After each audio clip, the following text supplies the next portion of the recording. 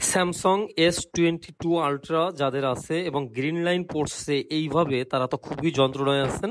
এবং এই যন্ত্রণা থেকে মুক্তি পাতেই আপনাদেরকে আইপিএস ডিসপ্লের সন্ধান দিচ্ছি আমি।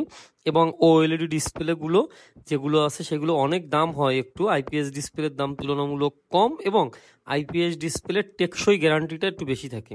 এবং S22 আলট্রার এই যে আইপিএস ডিসপ্লেটা নতুন আসছে, ফুল ফ্রেম একদম ডিসপ্লে, মানে আমি ইউজার এক্সপিরিয়েন্স আপনাকে চালাই দেখাচ্ছি ফোনটা অন করে। আপনি কোনা এবং বেজেল একদম বর্ডারের সাথে। অনেকেই আপনারা S22 আলট্রা এবং S23 গুলো অনেকগুলো লাইন আসার পরেও আপনারা কষ্ট করে ফোনগুলো ইউজ করতেছেন, তারা আপনারা যদি একটু টাকার প্রবলেম থাকে এই আইপিএস ডিসপ্লেগুলো লাগাই নিয়েন। এগুলো খুবই টেকসই।